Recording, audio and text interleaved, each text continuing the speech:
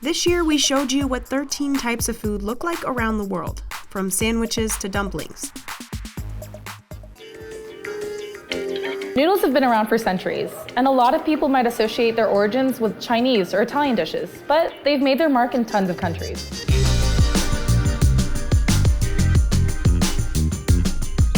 Dishes like spaghetti and meatballs or ramen have a history that you might not know about. Here's how noodles are eaten around the world.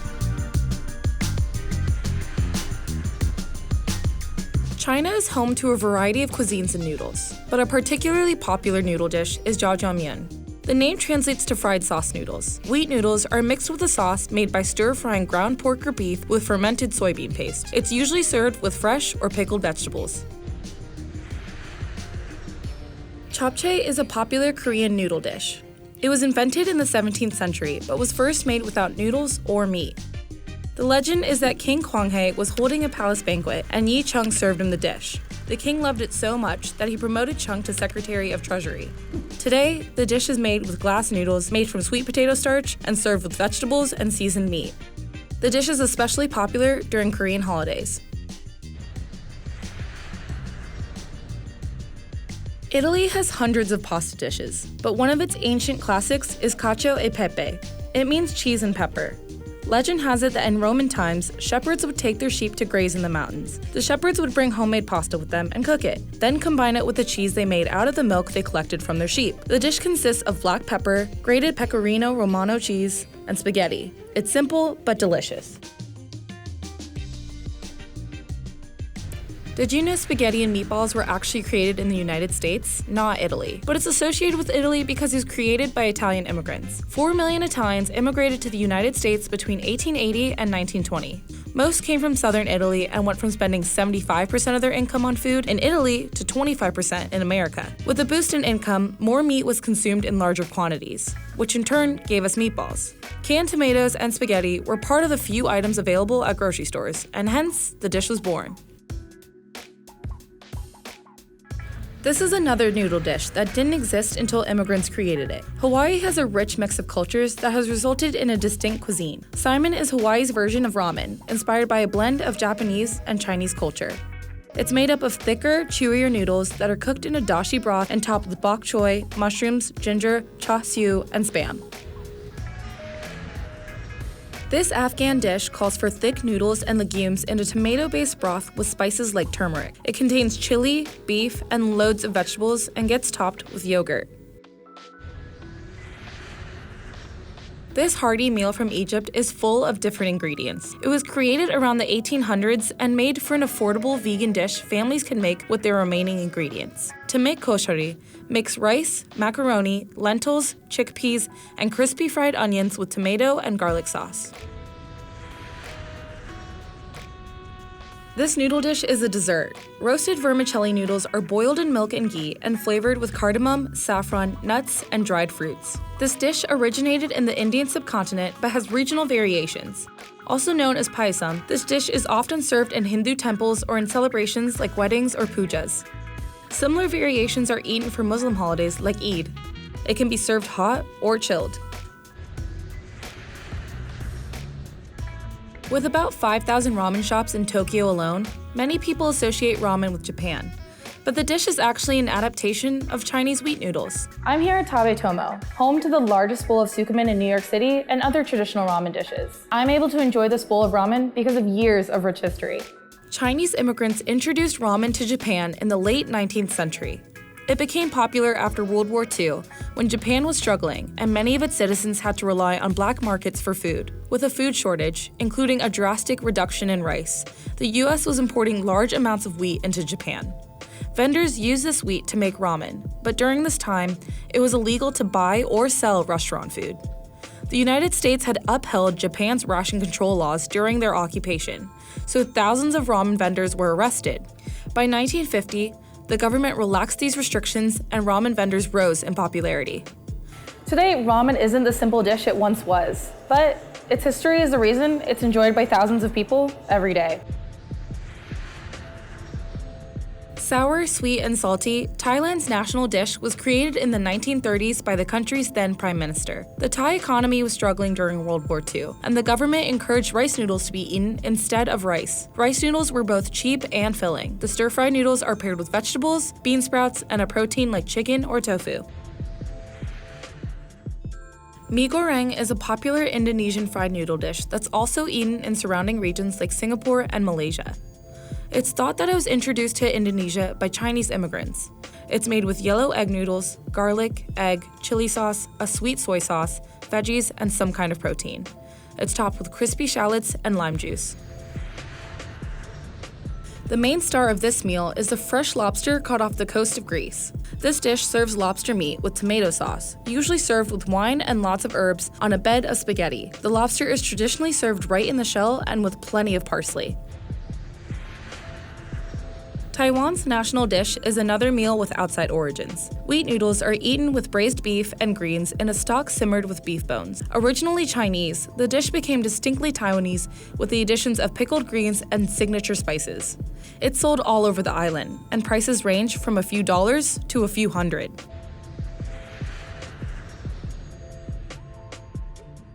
Pho was born in northern Vietnam but is popular throughout the country. The flavor changes depending on the region. It first appeared in the 19th century, which is around the time the French began to colonize Vietnam. Some culinary experts believe it to be a creation formed from mixing French and Vietnamese cuisine.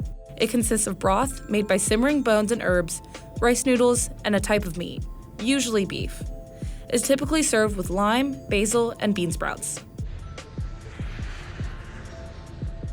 Sopa criolla comes from Peru but changes with the region. It's typically homemade, and the basics usually include meat, onion, garlic, ají panca, tomato, egg, milk, and angel hair noodles. The background for the dish is thought to be influenced by a mix of Peru's cultures. Tabetomo brews their ramen broth for 60 hours in-house.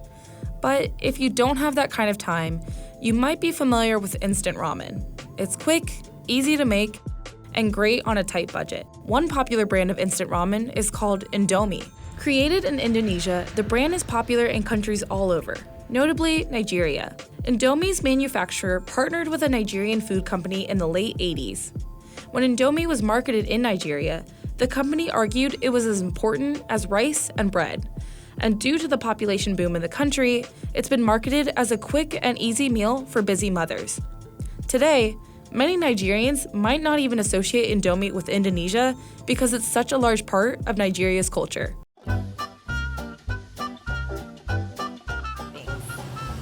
Sandwiches. Food historians believe this portable meal was popularized in England in 1762 by John Montagu, the 4th Earl of Sandwich. Apparently, he ordered a cook to prepare an easy-to-eat meal so he could gamble freely. It's unlikely he or his cook were the first people to put food between bread. This concept existed way before that, and even today, variations can be seen across the globe. So let's take a look at some of the sandwiches you should try when traveling around the world.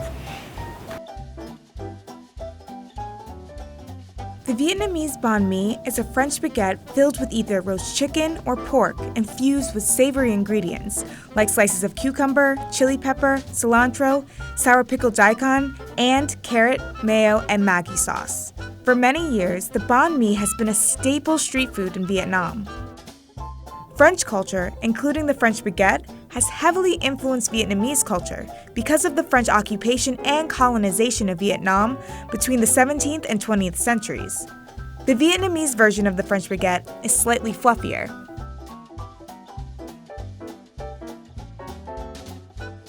Similar to Vietnam's banh mi, this Laotian sandwich also uses the French baguette. Khao ji can be found on almost every street corner in Laos. It's filled with pork belly, ham, tomato, lettuce, carrots, cheese, and chili sauce.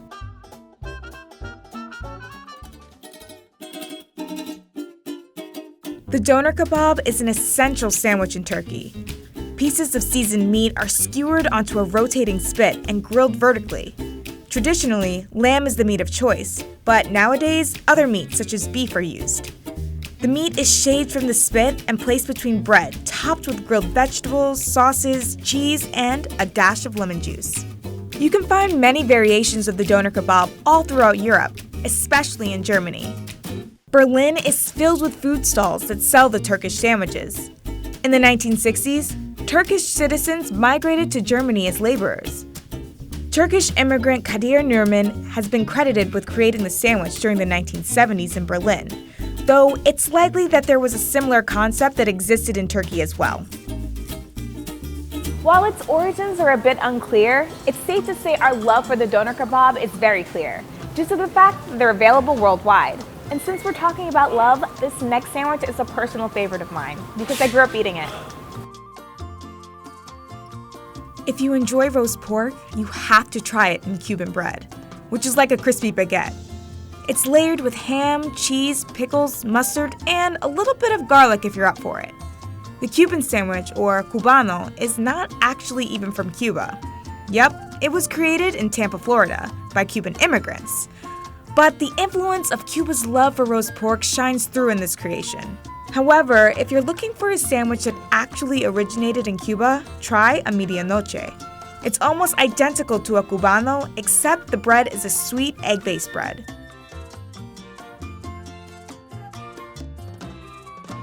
Japan's popular katsu sando is a must-try. This sandwich is typically made with fried breaded pork cutlets, a few shreds of cabbage, and tonkatsu sauce tucked between two slices of Japanese milk bread. Nowadays, any type of protein can be used, such as Wagyu beef, egg salad, or fish. Mr. Katsu in Southern California serves a 17-layer version of the pork katsu sando.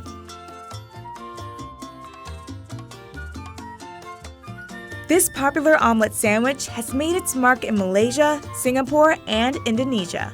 You can find roti john sold at street stalls throughout these three countries. A mixture of eggs, minced meat, onions, and cheese is spread onto a griddle. An open-faced baguette is placed on top and toasted over the omelet until the outside of the sandwich becomes crispy.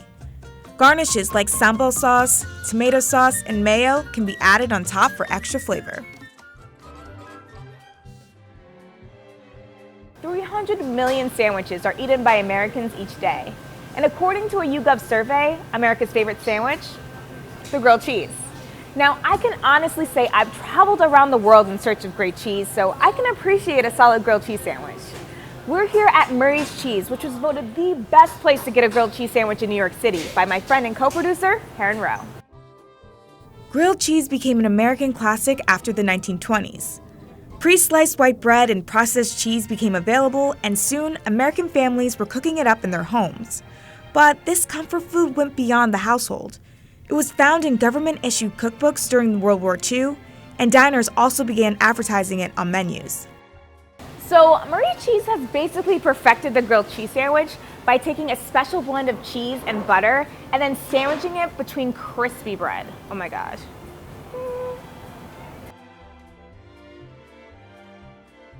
Calling all cheese lovers, this Brazilian sandwich is called bauru. Slices of roast beef and melted cheese are tucked between a French roll along with tomatoes and pickles. China's steamed guabao is a traditional favorite.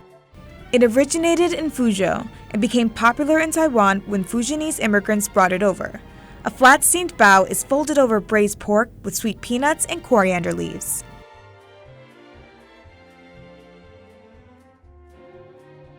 As you can see, this is much more than a sandwich. Portugal's francesinha is typically eaten with a knife and fork. In the late 1950s, a French resident in Portugal named Daniel Silva created the sandwich. Francesinha translates to Little French Lady. It's usually made with a stack of ham, steak, sausage, egg, and cheese, and topped with a tangy sauce.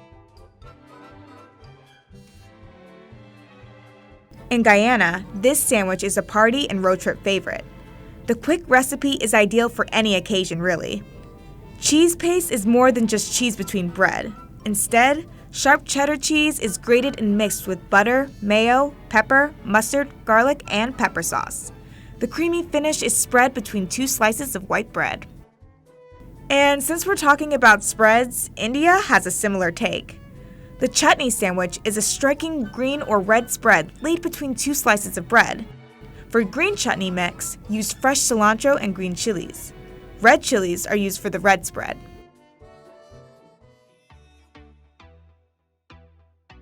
Uruguay is said to have some of the world's best beef. Chivito is a steak sandwich enjoyed all throughout the South American country. It's also Uruguay's national dish. According to legend, an Argentine tourist walked into a restaurant asking for a sandwich to be made with chivo, or baby goat. The chef didn't have any goat meat and instead grilled a thin piece of steak. Variations today include toppings like cheese, eggs, bacon, pepper, mayo, lettuce, and tomatoes. It's also popular in Argentina, where it's known as lomito. Uruguay enjoys steak sandwiches, and so does Chile. This sandwich is called the chacarero. A roll holds thin churrasco steak with tomatoes, green beans, peppers, and mayo.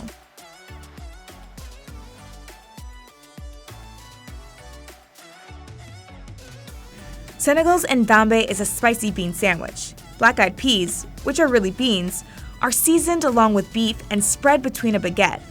Lentils are sometimes used instead. This type of sandwich is typically eaten for breakfast and is sold by street vendors all throughout Senegal.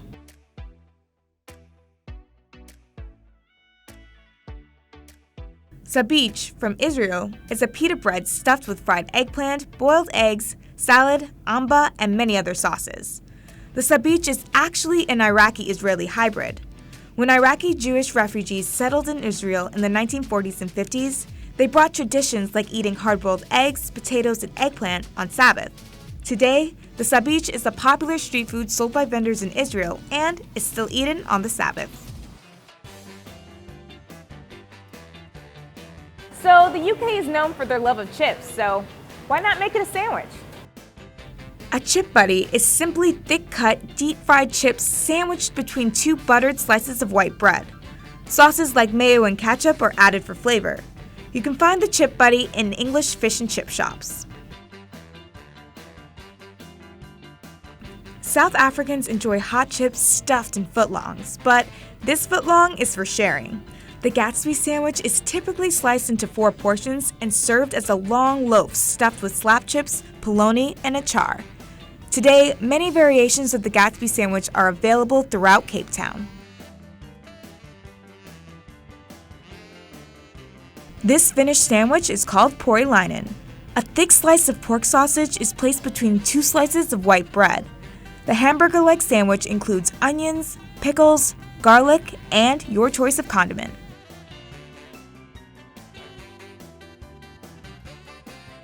Eaten in both Venezuela and Colombia, the arepa is a cornmeal pocket that is grilled, fried, or baked, and filled with endless ingredients.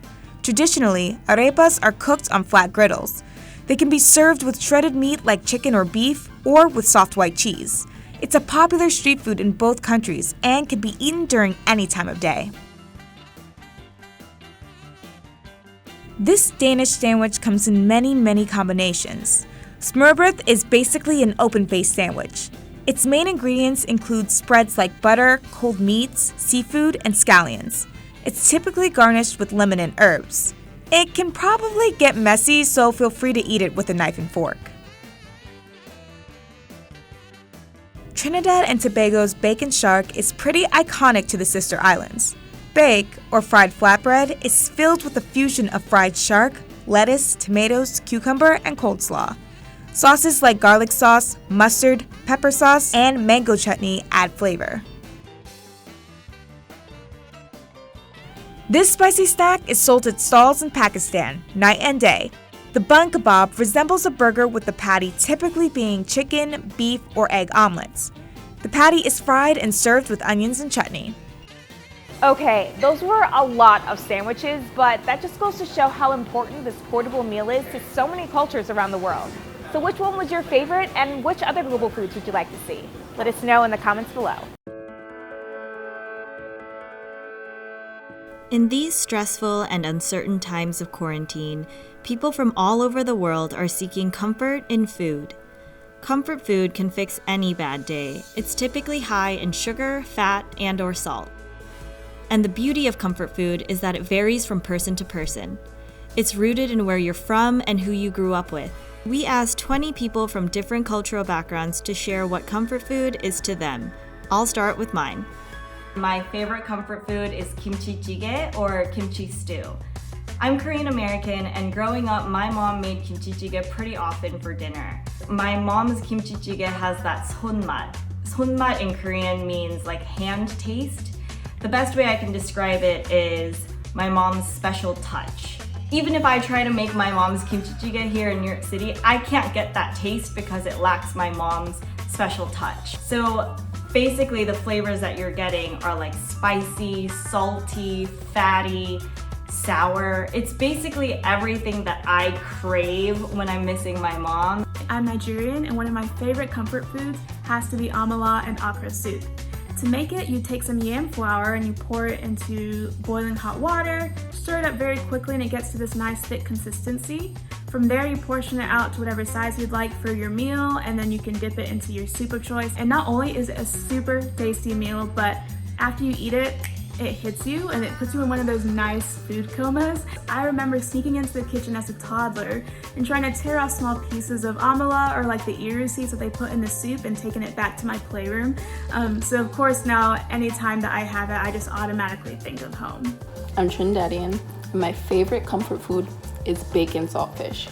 Bacon saltfish is a dish comprised of bake, which is dough rolled out, and a fish called bacalao. It's a salted cod that we chop up, we boil, and we saute with sweet tomatoes and sweet onions.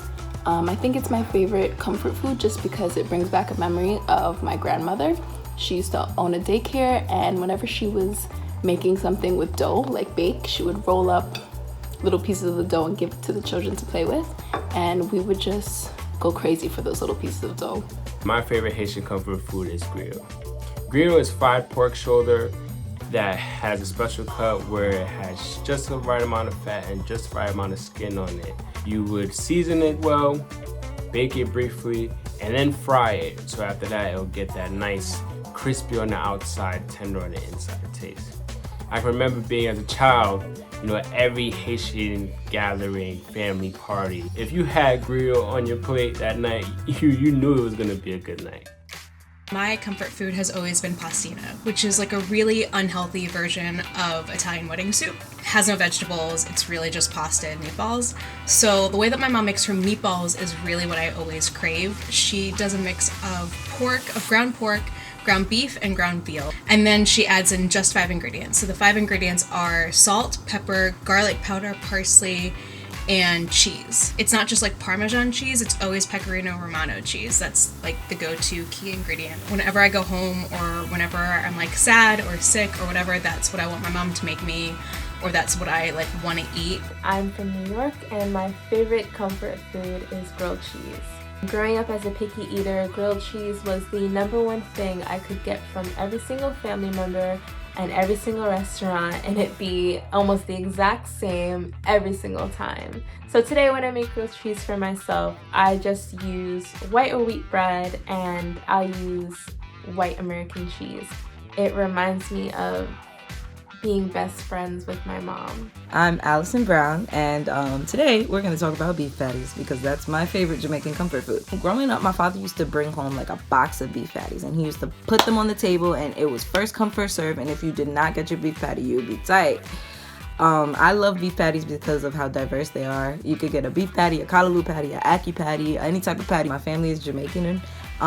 They're from Jamaica. I'm American. I was born here. But when we go to Jamaica, it's over. The patties are like hot and ready. They're delicious. I'm from New York. I'm Dominican. And my favorite comfort food is mango. Mango is basically like mashed potatoes, but instead of potatoes, it's plantains. And it's a breakfast food, so most Dominicans will eat it in the morning. Mango is typically eaten with cebollas on top, which is onions, queso frito on the side, which is fried cheese, salami, which is a type of meat, and usually like some people will get a fried egg on it. Personally, I love eggs, so I always get it on it. The reason why mango is my favorite comfort food, besides the fact that it's delicious, is because it just reminds me of being in the Dominican Republic and just like being around great weather, sunny, like just an all-around great vibe. My comfort food is pepper pot. It came from Guyana's first people known as the Amerindians. Pepper pot is a meal that is boiled with casserole and spices and any choice of meat. But my personal favorite is beef. It can be eaten with anything: bread, cassava bread, rice, anything you would like. Pepper pot reminds me of Christmas time and all the family time and our rich culture in Guyana. My favorite comfort food is congee, a type of rice porridge. It's often eaten with yao zha guai, also known as a Chinese donut. There are also many different types of congee. I've had it plain, with dried scallops, with preserved egg and salted pork, and just white fish. Growing up, my mom would make this for breakfast some days, and she would also make it for me when I was sick and I couldn't keep any solid foods down. My mom passed away in January of 2018, so the process of making congee and eating it reminds me of her love, her dedication, and her patience as my mother. I'm Mexican American, and my favorite comfort food is tamales. Every year my grandma and her sisters get together and they all make tamales for us to eat on Christmas Eve. So it really reminds me of home and of Christmas time and of my family, so it's really special. My family makes the dish with shredded pork in a red chili sauce with green olives. Basically right now only my grandma and my aunts know how to make it, but they've started to teach me and my mom and my sisters how to do it so that way we can pass it on to the next generation. My favorite comfort food is Marmite on toast. It just has this really rich, really savory and quite salty flavor, and it's just really comforting, especially when it's put on some thickly buttered toast. I have very vivid memories of eating Marmite on toast, particularly when I was feeling a bit sick. I had an operation when I was 3 years old. I went under general anesthetic. When I woke up, the nurse said, "Is there anything we can get you?" And my first request was Marmite on toast. My favorite comfort food is kutteo, or Thai noodle soup. Thai noodle soup is the Thai equivalent of what a deli sandwich is to New Yorkers. And you can customize each kutteo order to be your own. My go-to order is kutteo pet, so duck noodle soup with senmi, which are the rice noodles that are thinner than the ones you have in pho. And I only will eat it in this one noodle shop, and I refuse to have it elsewhere because they just make it so special. And it sucks because I can't really replicate that experience in any Thai restaurant here since they don't really specialize in that. My favorite comfort food are Colombian arepas. Arepas are cornmeal patties. They're typically made with salt, water, and masa arepa. This is my favorite comfort food because when I was a kid, my dad and I did not have matching schedules at all. So by the time we would get home, I was already sleeping and we wouldn't see each other till the weekend. And at the weekends, our favorite family time activity was to make arepas. It was also the first meal I learned how to make. So we're gathered in our tiny kitchen, mold them together, put it in a stovetop, and then once they were ready and hot, my dad would put butter on top, sprinkle it with a little bit of cheese, and it was delicious, and it's still one of my favorite meals. My favorite comfort food is Puerto Rican pasteles de yuca. In Spanish we call it a masa. It's like a doughy kind of thing that has like, you can put stuff in it. So you can put like meat, chicken, you can put vegetables. And they wrap it around a banana leaf and then they boil it. And we make them in bulk. It takes 2 to 3 days to make. It's my favorite comfort food because my aunts and my mom, they sit around, we talk, and they're making this dish that is so reminiscent of our Puerto Rican culture. My comfort food is lahmacun. It's a thin flatbread, almost like pizza, that's enjoyed in and around the Middle East. It's typically made by taking small dough balls and flattening them into really thin pieces, and then it's topped with beef or lamb, some vegetables and spices, and then it's cooked in the oven for just a few minutes. My family and I typically buy a dozen or so of them from Armenian bakeries or grocery stores here in LA because they make them really tasty. My comfort food is ají de gallina. It's a spicy chicken mixture that my grandma used to make all the time. A yellow pepper that's found in Peru, ají amarillo, is mixed with, you saute some onions, then you're gonna add some chicken broth, milk, and crackers or bread. It's a nice little paste sauce. And then with some boiled chicken that you shredded. Ají de gallina reminds me of just Peru in general, living there. My grandfather had 50, 80 chickens, and my grandma would just grab one and it would be fresh. I'm British Pakistani, and my favourite comfort food is a dish called aloo ki tarkari. The reason I love this dish so much is because it's a curry. It's very carby as opposed to one with lots of gravy. My mum usually adds to it aloo, potatoes, mirch, chili, namak, salt, haldi, turmeric, and then she adds something called banj paran, which which is a blend of 5 spices. You blend the spices, you fry them, you add your chopped up potatoes, add water, boil the water off and let the potatoes break up. It's really heartwarming, very flavoursome, and it also reminds me of coming home from school and cooking with my mum.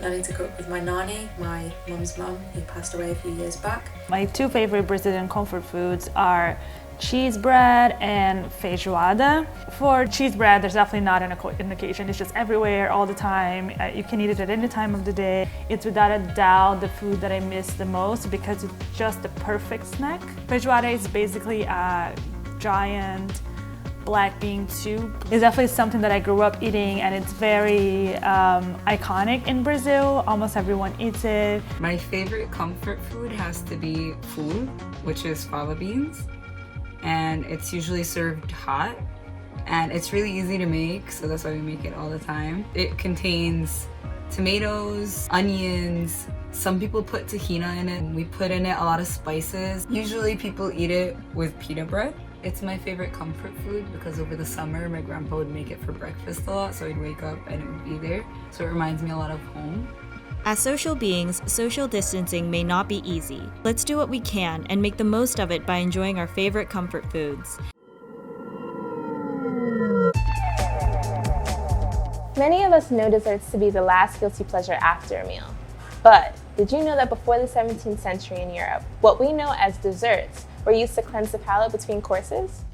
In many parts of the world, sugar was a rare and expensive ingredient. It wasn't until colonists generated and expanded the production of sugar fields through slave labor that the price of sugar was lowered.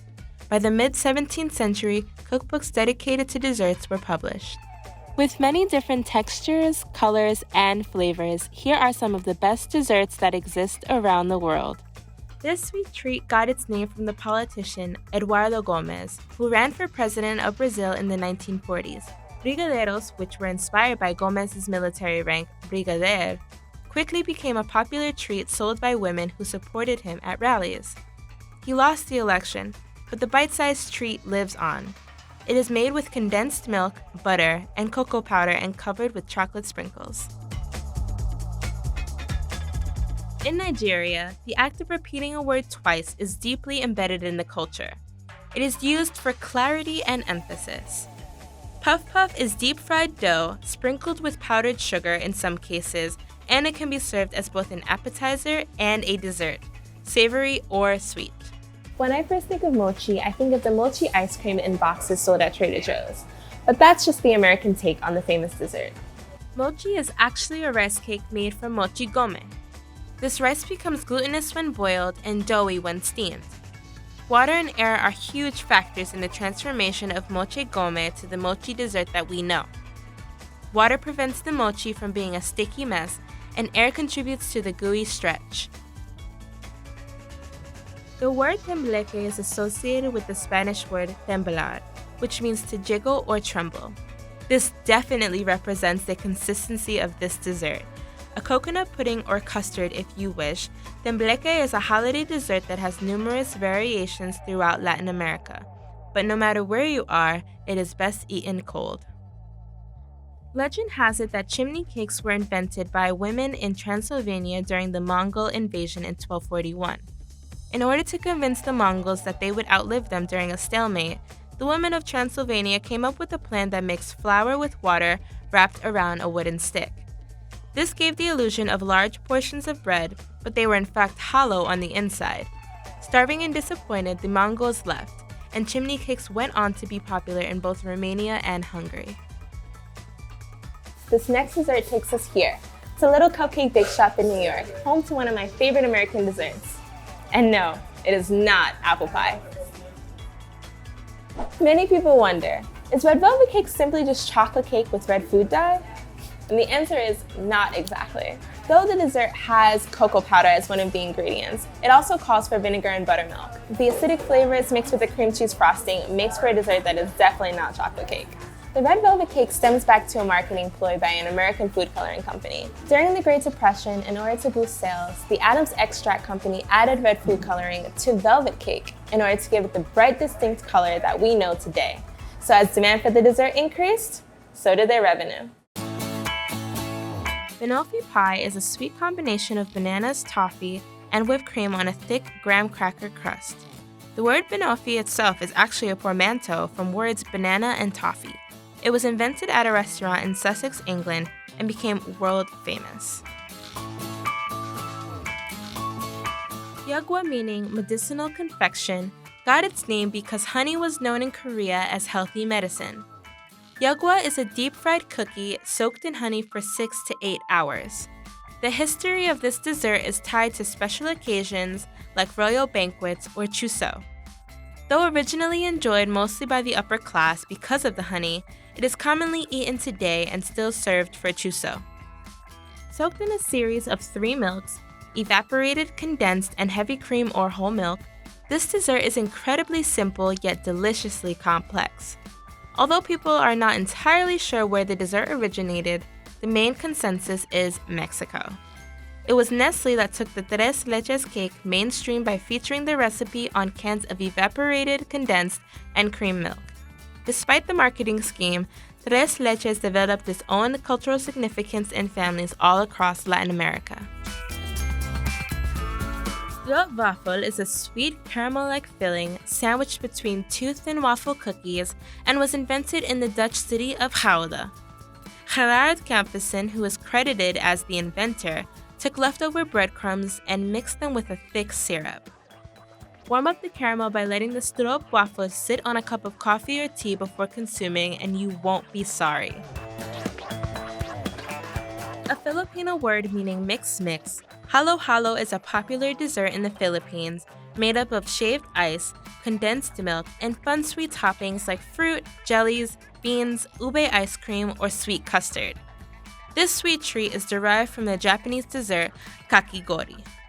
With the mix of Japanese occupation before World War II and the ice plant built by Americans in the Philippines in 1902, it was only a matter of time before Filipinos redesigned the ice treat to make what is known today as halo-halo. The origins of this dessert are a bit murky, with the Catalans saying their crema catalana preceded France's crème brûlée, as well as Britain saying its Trinity cream was the first.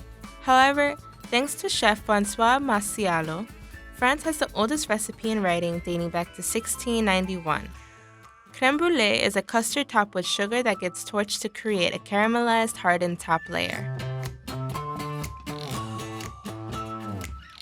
Unlike crème brûlée, where the curdling or clumping of eggs in the custard is a sign of a mishap, baked custard welcomes a slight cooking of the egg. Instead of including only the egg yolk, like most custards, baked custard includes the entire egg and can be served warm or cool based on preference. Did you know that the correct way to eat a Belgian waffle is with your hands? The Belgian waffle, originally called Brussels waffle, is one of 2 types of waffles that originated in Belgium. Americans know the Belgian waffle as a delicious breakfast food, but not many of us are actually eating the waffle as it was intended. Belgian waffles are not to be eaten with a knife and fork, but rather with your hands. And no syrup, maybe fruit or whipped cream at most.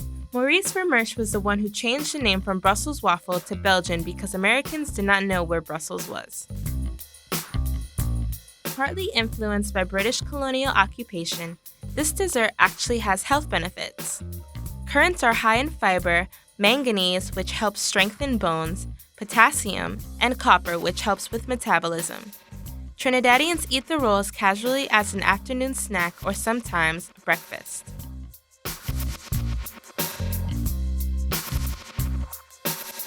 This dessert actually is not pudding at all. Malva pudding, like many other desserts, has an unknown origin story. Some say Dutch, while others say South African.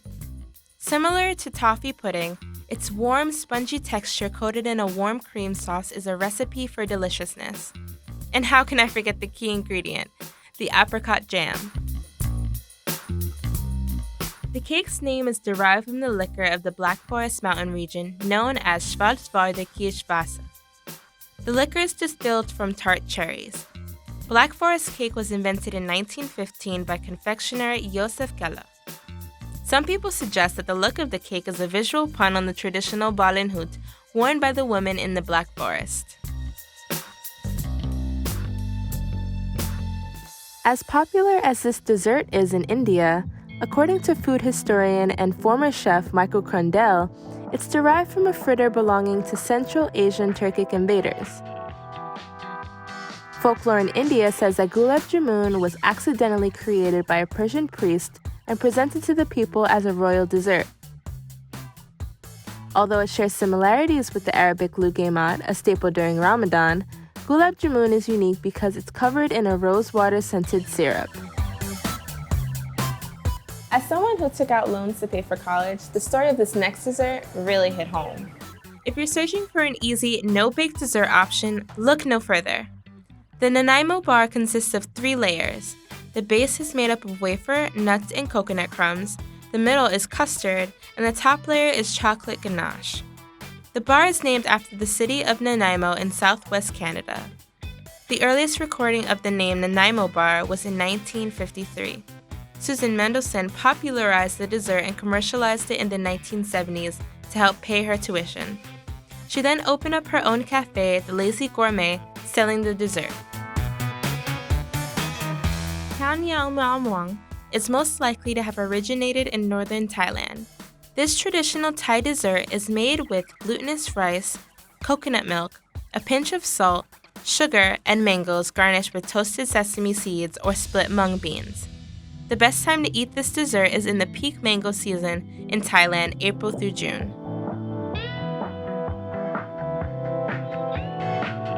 Translated from Italian as pick-me-up, this espresso and alcohol-infused dessert is sure to do a bit of that and more. Pastry chef Loli Linguinotto was identified as the creator in the 70s. However, Italian food writers discovered evidence that the same ingredients were first combined and called tiramisù by chef Mario Caslo in the 50s. This, of course, sparked much controversy, but regardless, the origin remains in Italy. Baklava's origins are still debatable. Both Turkey and Greece claim ownership of the dessert. In Turkey, baklava is traditionally made with pistachios, walnuts, almonds, or hazelnuts. And in 2008, the Turkish Patent Office registered a certificate for Antep baklava, or baklava with pistachios. And in Greece, traditionally, baklava is made with 40 phyllo sheets to represent the 40 days of Lent. Similar to the famous baklava, galaktoboreko is filled with semolina custard and covered with several layers of phyllo. It's soaked in a syrup, making it a sweet, light dessert that can take the shape of rolls or squares. Either way, it's undisputably delicious. Giving up my sugar addiction for Lent was my go-to as a child. But for Dominicans who observe Lent and or have eaten this as a child, know that this dessert will teleport you back to your childhood. Habichuelas con dulce is a signature dish in the Dominican Republic during Lent. Traditionally, the treat is garnished with galetas de leche, or tiny round cookies engraved with a cross. It consists of red kidney beans, sweet potatoes, milk, cinnamon, and sometimes raisins. In the 18th century, monks and nuns in Lisbon had leftover yolk after using egg whites to starch their clothing. Legend has it that the monks used this leftover yolk to create delicious desserts and potentially sold these desserts to help them in their times of financial hardship. This financial hardship eventually led the monks to selling the recipe to a bakery in the capital of Lisbon in the 1830s. In its peak season, this bakery today makes up to 50,000 tarts a day. Since the time of the Vikings, skyr has remained relatively unchanged. Its recipe has been passed down between women from generation to generation. What separates skyr from other yogurt is its consistency, which is thick in comparison to the yogurt you may be used to eating with fruit and granola. Skyr comes in many different flavors and has health benefits that may make you want to ditch your yogurt. Sopa borracha, which translates to drunk soup, will not get you drunk, nor is it a soup. It is a delicious sponge cake drenched in a liquid mixture of boiled raisins and prunes with cinnamon, sugar, rum, sherry, and lemon zest. This is a festive dessert and is served during special occasions. I don't think any dessert has as much controversy as the Australian Lamington. Or is it the New Zealand Wellington? What started out as an April Fool's joke by The Guardian has sparked much controversy over whether this famous dessert belongs to Australia or New Zealand.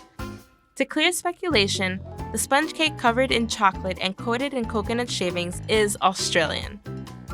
But the controversy over whether jam should be included may not get settled anytime soon. Syrniki or fried cork pancakes date back to Russian texts from the 10th century. Cork is a dairy product that is created by warming soured milk until it curdles. It is dried and crushed, rolled in flour, and then fried to create a crispy exterior and soft interior. Top it with sour cream and fruit, and you may just have yourself a syrniki. Picarones are a mix of sweet potatoes and squash, flour, and salt, shaped and fried with syrup on top. Enslaved African cooks who were brought to Peru by the Spaniards created this delicious treat inspired by the Spanish buñuelos. Though the spelling, pronunciation, and exact recipe of this dessert changes throughout the region, kunafe is traditionally a favorite amongst people in the Middle East. Think shredded phyllo dough or semolina dough with melted cheese, cream, or nuts topped with sweet rosewater syrup. The stacked dessert features 8 thin layers of dough with dulce de leche sandwiched between. Topped with whipped Italian meringue, this dessert gets its name from alfajores, Argentinian shortbreads that the dessert resembles. The 3 colorful layers of shebao mao are the yellow mung beans, red beans, and the green agar jelly mixed with pandan, which gives the jelly a chewy taste similar to a gummy bear. Topped with crushed ice, condensed milk, and coconut milk, this dessert is not as sweet as you may think, but it is refreshing and perfect for the hot days in Vietnam. Though many of these desserts have unknown, dark, or legend-like histories, each place has really made it its own. Our memories associated with these desserts make each one unique to us. So go and create a new exciting memory by trying any one of these desserts and let us know how it was in the comments below. Over 3.5 billion people from around the world eat rice as a staple part of their diet, and we can only show some of the beloved rice dishes that exist. Let's take a look at how rice is eaten around the world. This dish stirs up a debate out of love. Jollof rice is a dish from West Africa that varies from country to country. It's popular in Nigeria, Senegal, Ghana, and many others. Most jollof rice dishes include tomatoes, onions, and peppers. Choices of protein can vary from lamb to chicken, beef, or fish. Jollof rice can be served with sides, like fried plantains or vegetables. Nasi goreng is Indonesia's national dish and translates simply to fried rice. It's believed to have been introduced when Chinese immigrants made their way to Indonesia sometime between the 10th and 15th centuries. Nasi goreng is made with an abundance of spices, garlic, shallot, and a sweet soy sauce called kecap manis. Meat, vegetables, and eggs can also be added in. Some accompaniments include fried prawn crackers, salad, or sambal, an Indonesian chili sauce. In Spanish cuisine, paella is a must-try rice dish. It originated in Valencia and is best cooked in a paella pan over an open fire. Traditionally, it was made by farm laborers during lunch and eaten straight from the pan. The meats and vegetables used in this dish varied based on whatever was available at the time. Nowadays, there are plenty of variations with meat and seafood. Essential ingredients are onions, garlic, and saffron for a deep yellow stain. This creamy rice dish is an Italian staple. Arborio or carnaroli rice is the best type of grain to use. The rice is cooked with broth, butter, onions, wine, and Parmesan cheese. Some may argue that risotto is time-consuming and requires a lot of attention when cooking. But once you get a hang of the technique, the dish can be ready in as little as 30 minutes. Cam tam, also known as broken rice, is a Vietnamese dish with humble beginnings.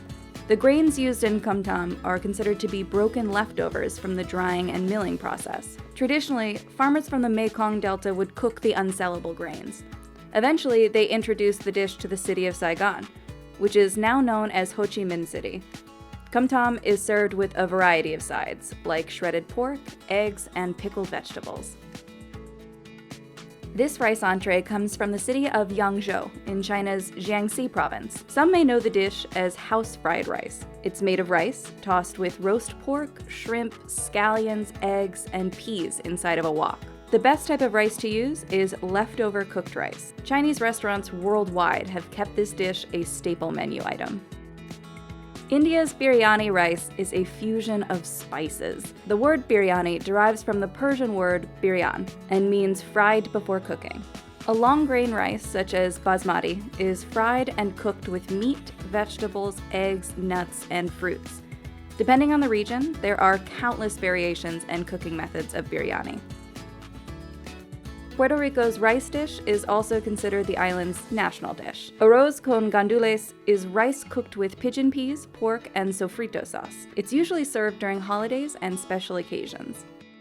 Jamaican rice and peas uses pigeon peas or kidney beans. Long grain rice is cooked with coconut milk, garlic, scallions, pepper, and allspice. Rice and peas is commonly served in households every Sunday. It's usually served as a side dish along with curries or jerk and barbecue chicken. Using similar ingredients like pigeon peas and coconut milk, Trinidad and Tobago's rice dish is called pilau. Trinidadians use a technique called browning the meat by adding meat to burnt sugar in a pot with onions and garlic before adding the rice and other ingredients. For extra flavor, a key ingredient to add near the end of cooking would be Golden Ray salted butter. The final product can be served wet, meaning it's on the soupier side, or dry, on the grainy side. Korean bibimbap translates to mixed rice with meat and vegetables. Traditionally, it was made with raw beef and raw egg yolk. Today, many variations exist based on choice. White rice is served with side dishes like kimchi, onions, eggs, mushrooms, and so on. Bibimbap is served with gochujang sauce for extra flavor. When visiting Louisiana, you must add jambalaya to your food bucket list. The one-pot dish is a staple in New Orleans and can be categorized into two types, Creole and Cajun.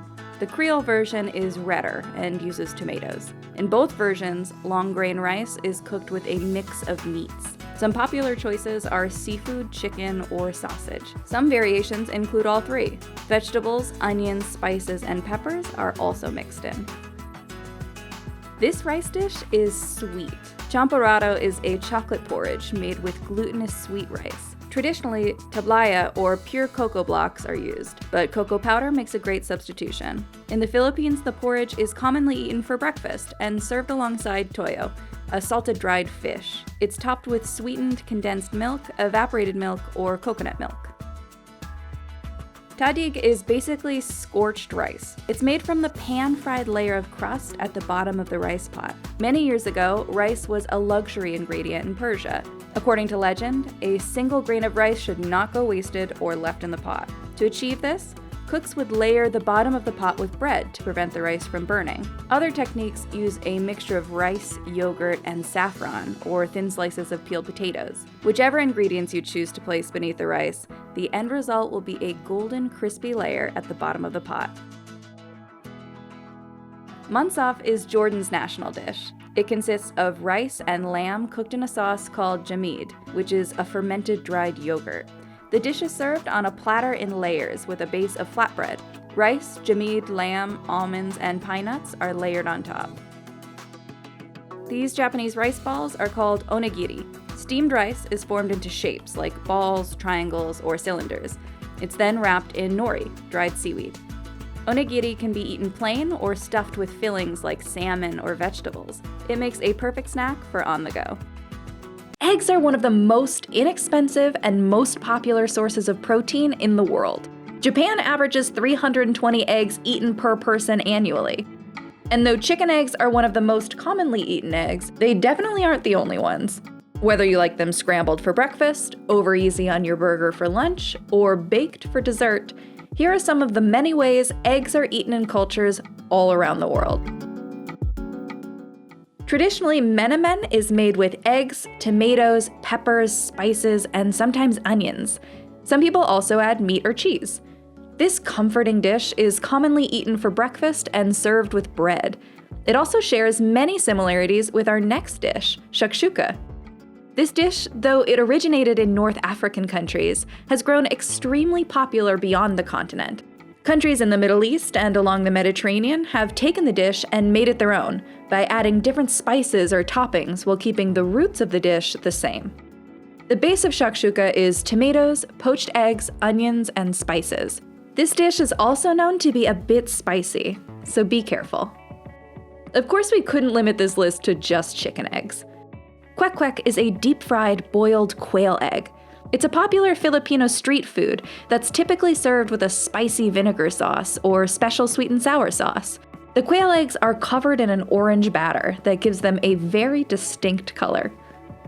Lokomoko is sticky rice topped with a hamburger patty or spam and a fried egg with gravy on top. This is not necessarily an egg recipe, but the egg in this dish is crucial and really ties all the flavors together. The origin story is unclear, but the consensus is that it was created at the Lincoln Grill restaurant in 1949. The staples of huevos rancheros are fried tortillas, refried beans, salsa, and of course, fried eggs. Any other toppings are up for grabs after that. If you enjoy omelets, amu soba is a nice twist. Stir-fried noodles with meat and vegetables, also known as yakisoba, are wrapped in a fluffy omelet with tonkatsu sauce, ketchup, mayo, or Worcestershire sauce. Amu soba is served in restaurants as street food or comfort food at home. There are many iterations of a bacon, egg, and cheese, but the ones from bodegas in New York City take the cake. Breakfast sandwiches became popular post-World War II when Americans wanted things to be fast and convenient. They're now widely available at fast food chains. One reason they're so popular is the taste chemistry created through the combination of bacon and eggs called umami. Nigerian egg sauce or stew is an easy-to-make dish that's best served with boiled yams, plantains, potatoes, bread, or sometimes rice. Though it can be enjoyed any time of the day, it's mostly known as a breakfast dish. The dish consists of eggs, tomatoes, Scotch bonnet peppers, onions, garlic, and spices. Typically known to have more tomatoes than eggs, you can definitely adjust the ratio to your liking. Best served with naan, roti, or rice, egg curry is extremely popular in India. Where you are in India, though, may slightly alter what flavors you taste underneath the curry, as North and South India tend to have different climates, thus different soil for growing crops. North Indian curry typically uses ghee or cream, so it's thicker than Southern curry, which uses coconut milk. Bacon and egg pie is a dish Kiwis can all agree is a staple. You can make them with beaten eggs, boiled eggs, or both. You can include peas, spring onions, or neither. Some households even include fruit chutney or tomatoes. Bacon and egg pie can be eaten hot or cold, and though traditionally served for breakfast, it's now eaten any time of the day. Contrary to popular belief, quiche is actually from Germany. The word quiche is derived from the word Kuchen, meaning cake, and was created in the 16th century in a German kingdom that was later annexed by the French and renamed Lorraine. Quiche Lorraine is one of the most popular types of quiche, but there are many varieties. Quiche can be eaten any time of the day, but it is considered a popular brunch dish, snack when getting tea, or a starter. If you're curious about the history of this dessert, you should definitely check out our Desserts Around the World video. Pastel de nata is so delicious, it partly inspired the very popular Chinese egg tart. The dessert came about from an excess of egg yolks. And though you can definitely research recipes to make this on your own at home, Portuguese natives say the best place to get them is Pastiche de Blum in Lisbon, where they pioneered the recipe. Hatvitlon, or balut, is boiled fertilized duck egg. There are actually many variations across Asia that are similar. These eggs can be fertilized anywhere from 14 to 21 days.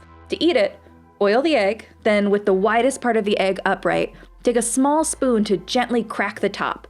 Peel back the shell just enough that the liquid inside won't spill out, add salt, pepper, vinegar, or lime, and enjoy.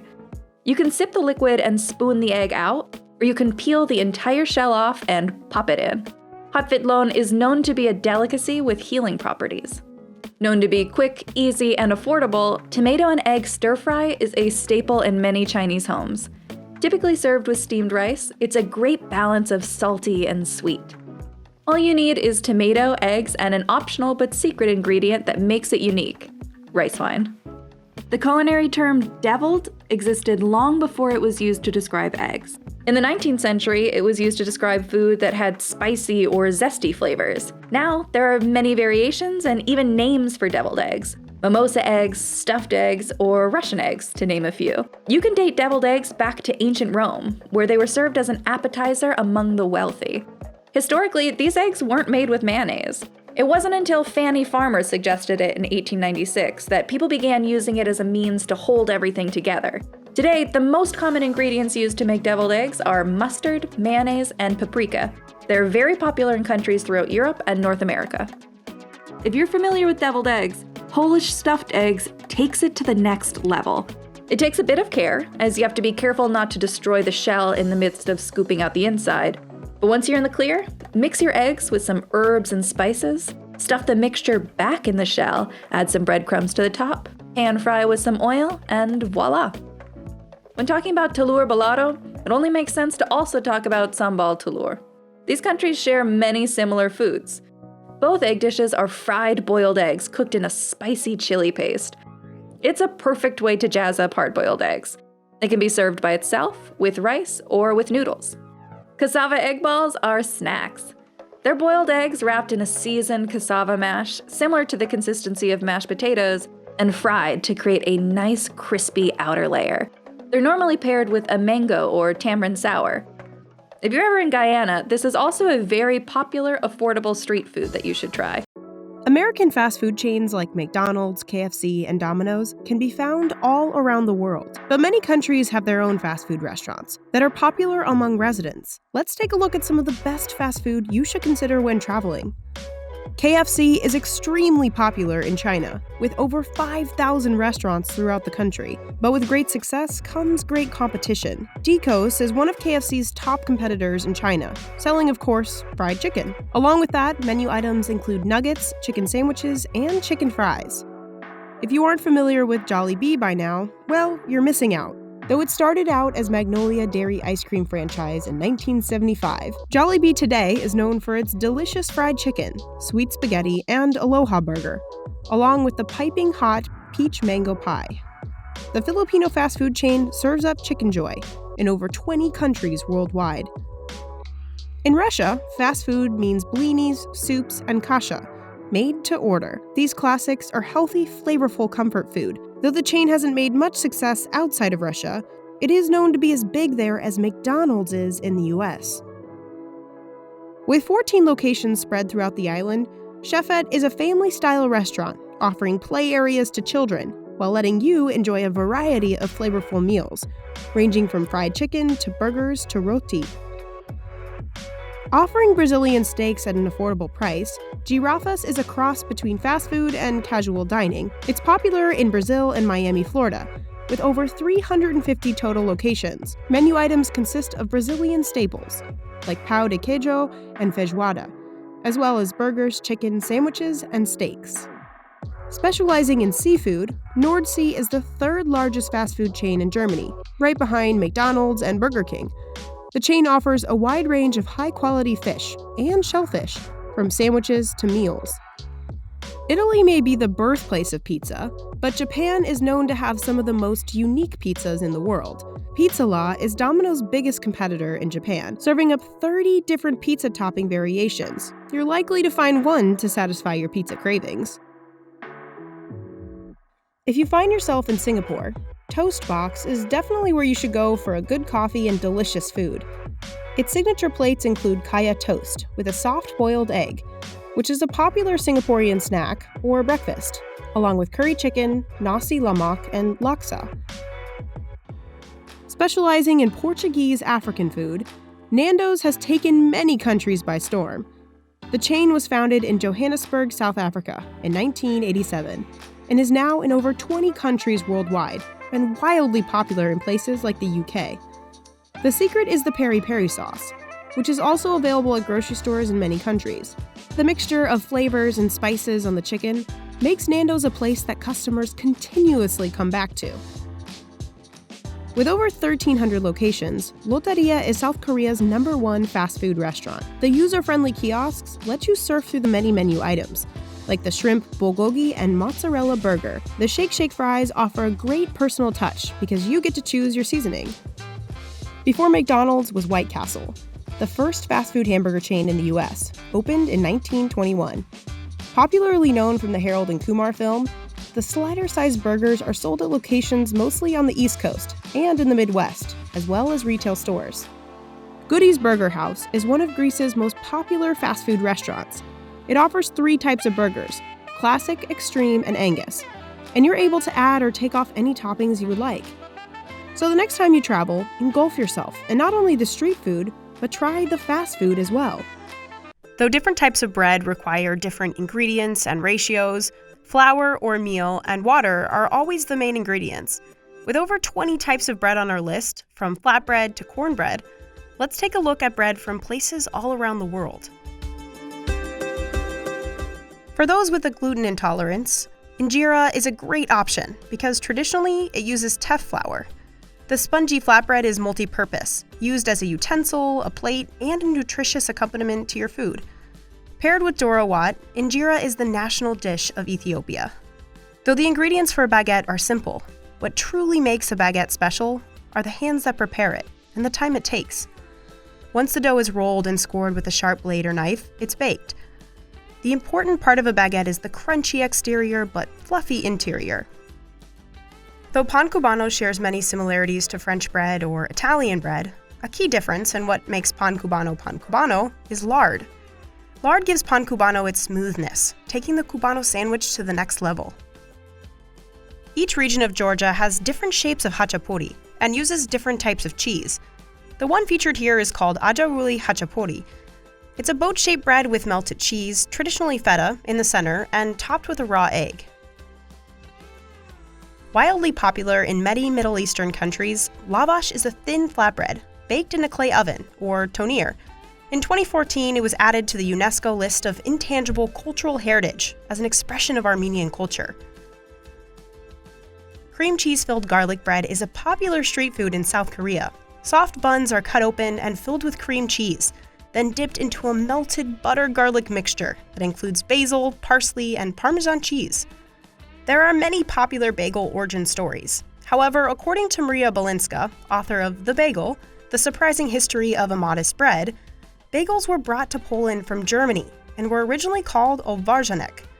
They were popularized by Queen Jadwiga of Poland and later brought to countries like the US, where they were praised as one of the best ways to enjoy breakfast. Simit has many similarities to a bagel. However, instead of being boiled in water, simit is dipped in sweetened water and coated in sesame seeds before it's baked. The result is an encrusted circular bread snack, quintessential of Turkish culture and cuisine. Not to be confused with English muffins, crumpets are softer, closer to the texture of a pancake rather than bread. This is because the flour to liquid ratio is skewed more towards liquid, creating a looser batter. Once placed on a griddle, the batter forms a smooth, crunchy bottom and a spongy top, perfect for butter. Pan de bono is Colombian cheese bread. Because it's made with tapioca or yuca flour and cornmeal, it's gluten-free. Mixed with milk, queso fresco, and eggs, pan de bono can be ball or donut-shaped, and it's best served warm. Pão de queijo is delicious cheese bread that will melt in your mouth. Ingredients include tapioca flour, milk, eggs, and queijo de Minas, sometimes substituted with Parmesan cheese. The Brazilian snack is soft and airy, so you're likely to have more than just one. Parota is layered flatbread, made from meta flour, which is similar to cake flour in the US. One of the most popular types of parota in South India is coin parota. The dough is stretched out as thin as possible to create multiple layers, gathered together and then fried. Essential ingredients in soda bread are flour, buttermilk, baking soda and powder, and salt. Recent twists add sugar and raisins. The dense bread was actually first created by Native Americans and later adopted by the Irish in a time of serious financial hardship throughout the country. Soda bread went on to become a culinary staple in Ireland. Though the recipe for challah is simple, it's the braiding techniques that truly separate it from other types of bread. Challah is important in Jewish traditions. It's typically eaten on Shabbat or Sabbath, Judaism's day of rest, and other ceremonial occasions and Jewish holidays, excluding Passover. Conchas are one of the most popular traditional sweetbreads in Mexican cuisine. The surface of conchas resembles a seashell, making it not only easy to recognize, but extremely popular in the age of social media. Karepan, or curry bread, is deep-fried dough filled with Japanese curry. The dough does include yeast, so it's meant to rise before deep frying. Karepan normally incorporates curried ground beef and onions in the middle. It's the perfect comfort food. Naan is delicious, from the texture to the flavors. A key ingredient to the unique texture is yogurt. Naan is made in a clay oven called a tandoor. The dough adheres to the sides where it's cooked rapidly at high temperatures. Tiger bread gets its name from its resemblance to a tiger. After the dough is made, a rice flour mixture is used to coat the topping of the bread before it goes into the oven. The reason rice flour is used for the top is because it does not contain gluten. So instead of expanding with the bread, it'll crack apart, creating the unique design the bread is known for. Kroya is cornbread. The dense cake-like bread is very popular in the Balkan region and shares many similarities with American cornbread, popular in Native American and African American homes. Kroya can be garnished or filled with feta, goat, or cottage cheese. Standing at a whopping 2 or sometimes 3 feet, songak is a mild sourdough flatbread made with sesame seeds. This national bread got its name from the stones and pebbles the bread is baked on. Those stones also give it its unique shape. Limpa, a Swedish word meaning loaf, has slightly changed with each generation. A popular recipe for Swedish limpa bread incorporates fennel or anise seeds, a sweetener, and orange zest. However, a traditional recipe uses brewer's wort. Croissants may be considered French, but they're actually an adaptation of Austria's Kipferl. The first verified evidence of a croissant in France was at the shop of a Viennese baker, August Zang. He brought Kipferl to France and made it with flakier dough. People began referring to them as croissants because of their crescent shape, and French bakers went on to imitate and popularize the bread pastry. Malawach is a traditional flatbread with flaky layers on the inside, popular in Yemeni Jewish cuisine. It can be served with many different toppings and can be eaten throughout the day, though traditionally it's served for breakfast, topped with chopped hard-boiled eggs and tomatoes and a spicy condiment called shug. Focaccia has to be one of the most beloved breads in Italy. The flatbread's key ingredients are flour, water, yeast, and olive oil. It's enjoyed any time of the day as a savory or sweet snack. The taste and thickness of focaccia varies throughout Italy. Most people add butter to their bread after it's done baking, but butterflap incorporates the butter before the bread goes into the oven. Each layer gets a spread of softened butter. Melted butter is also brushed on top, giving the bread a delicious buttery taste. Cocoa bread, similar to butterflap, is buttery, but also sweet. Cocoa bread incorporates coconut milk, giving it its own unique flavor. The folded shape, soft texture, and a hint of sweetness is perfect by itself or with beef patties. Bao requires steam instead of heat from an oven. The soft bun comes in many variations and shapes, usually stuffed with meat or vegetables. Lotus leaf buns or bao buns are a twist on traditional bao, which resembles a large dumpling. Korovai is a bread deeply rooted in tradition and holds great symbolic significance in Russian, Ukrainian, Bulgarian, Polish, and Romanian cultures. It's often served at weddings to bless the future union. The higher it rises and the more decorations it has, the better the marriage. Sourdough bread is the oldest form of risen bread, dating back to ancient Egypt. It became popular in San Francisco during the California Gold Rush, so miners would carry starters around with them so they could make bread wherever they were. Starter is actually what gives sourdough its unique flavor. The older your starter, the more tangy your bread will taste. Bread has been around for centuries and will continue to threaten no-carb diets. But when you enjoy freshly sliced bread, you're also enjoying centuries of traditions and cultures. Though we may never know where the first potato was sliced and fried, with both France and Belgium claiming ownership, the creation of fries made an impact worldwide. We'll explore the popular accompaniments to fries that make them unique in places around the world. Patat oorlog, or war fries, are fries topped with mayonnaise, thick peanut satay sauce, and diced raw onions. It's no mystery that Americans love bacon. Bacon is so popular that it's likely to be put on everything. Burgers, drinks, they even have bacon-wrapped foods. A similar sentiment exists for American fries, which are topped with cheese and, of course, bacon. Patatas bravas are cubed-shaped fried potatoes, tossed in or topped with brava sauce. Brava sauce is a combination of oil, spicy and sweet smoked paprika, cornstarch, and broth. However, there are many variations, like using tomato sauce or hot sauce to achieve the red color and thick consistency. Patatas bravas is typically served as an appetizer or side dish. Moule frite can be best described as a Belgian dish with a French name. The combination of mussels and fries in Belgium is just as popular as fish and chips in the UK. Thanks to the completion of the Willebroek Canal in 1561, seafood flowed readily into the heart of Belgium daily, with mussels being a cheap alternative when fish supply was low in the wintertime. In Belgium and France, as well as many European countries, mayonnaise works better than the acidic nature of ketchup that often accompanies fries in other parts of the world. Both countries use a double frying technique in animal fat.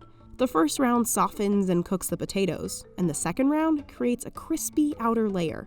Mayonnaise is thick, creamy, and fatty, and this works well with crunchy, warm fries.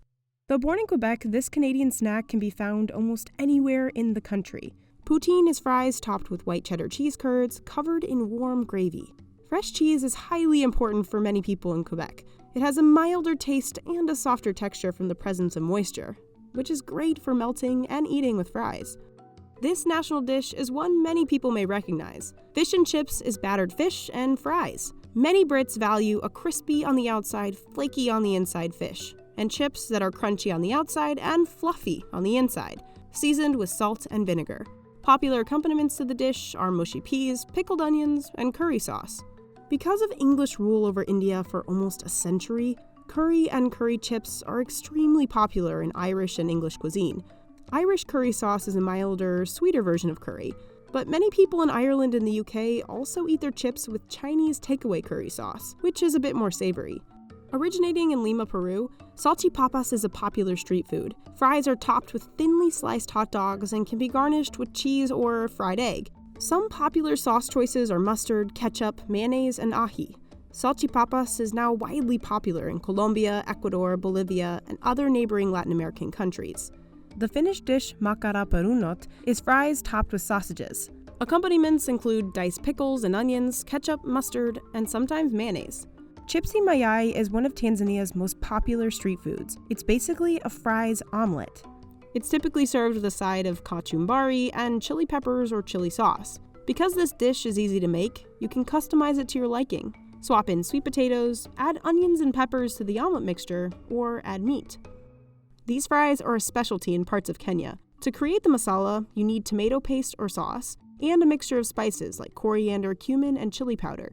You mix the fries in the sauce and end up with spicy, flavorful fries. There are also variations that mix dry spices with cornstarch to coat the fries before frying. Patso is a Turkish fries sandwich. The local street food is not only popular, it's affordable, with one patso being under $1. The sandwich stuffed with fries can come with cheese, meat, and toppings, like ketchup and mayonnaise.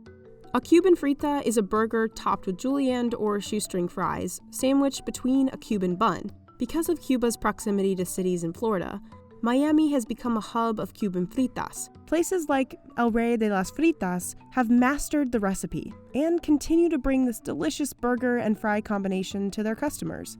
A standard gyro in Greece includes tzatziki, meat, tomatoes, onions, and fries. It's a popular street food enjoyed by locals and visitors alike. The Greek word gyro is used to describe the circling motion of the rotisserie that holds the meat. Though the history is highly debated and unclear, gyros likely came into popularity in the 1920s, and then spread to places outside of Greece, like the US. While the dispute may never be settled about who first fried a potato, we can appreciate a great fry and the amazing condiments, toppings, and pairings it comes with. Let us know in the comments below how you enjoy your fries. No matter where you're from, you probably grew up eating dumplings, in one form or another. You might steam them, boil them, fry them, or bake them. And let's not forget the endless options of fillings. Here are 23 dumplings from around the world.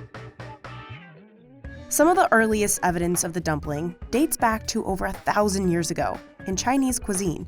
And while countless varieties exist in the country, we'll only be talking about one, xiaolongbao. The ever-popular steamed soup dumpling consists of a delicate wrapper filled with broth and minced pork, crab, or shrimp. It's typically served in bamboo baskets. According to legend, the first xiaolongbao was created by Huang Mingqian, a food vendor who wanted to update the classic dumpling and stand out amid his competitors. Known as a Sardinian ravioli, these dumplings are folded to look like an ear of wheat. Hailing from the province of Ogliestra, they're typically filled with potatoes, pecorino cheese, lard, onions, garlic, and mint, but can also be filled with ricotta, spinach or chard, and saffron. They're often served with a drizzle of tomato sauce and topped with pecorino. This breakfast dumpling is most popular in northern Vietnam and is made of thick rice flour and broth paste filled with ground pork, shallots, wood ear mushrooms, and seasonings. The dough and filling are then stuffed into a banana leaf, formed into a pyramid, and steamed. You can find it at many street vendors in Vietnam. These Nepali dumplings are usually filled with meat, vegetables, and/or cheese, and served with a tomato-based dipping sauce. Some Nepali vendors in Kathmandu have even filled momos with Snickers and Mars bars to accommodate tourists. Coxinhas, which translates to little thighs, are a popular Brazilian street food made of a thick dough that is filled with seasoned shredded chicken and then shaped to look like a chicken leg. It's then breaded, deep-fried, and drenched in hot sauce. One of the national dishes of Taiwan, bawang, is among the country's most prevalent street foods. This iconic dumpling consists of rice flour and potato starch wrapper, filled with pork, bamboo, and mushrooms. It can be steamed or fried and is typically served with a sweet and spicy sauce, or a rich broth. These breaded, deep-fried dumplings are also known as shrimp pockets or shrimp turnovers, and they consist of a flour-based, buttery dough filled with a creamy mixture of shrimp, onion, and parsley. They're perfect as snacks or appetizers. Hailing from Turkey, but popular across Europe and the Middle East, Manti are boiled dumplings that are typically filled with ground lamb and accompanied by a garlic yogurt sauce, topped with sumac. A classic Guyanese dumpling that is often paired with a traditional coconut milk broth soup called metemji. This simple yet tasty steamed dumpling is made with wheat flour, sugar, and butter. This savory dumpling is made of soaked bread that is formed into a roll, then boiled or steamed, and it's served alongside hearty stews and meat dishes, often soaked in gravy. Sometimes smoked meat, fresh herbs, or diced onions are added to the dumpling mixture. Banku, one of the national dishes of Ghana, is a slightly sour-tasting dumpling made of fermented cornmeal and cassava dough that is formed into a smooth paste and then boiled. They're traditionally served with soup, okra stew, or grilled fish with pepper sauce.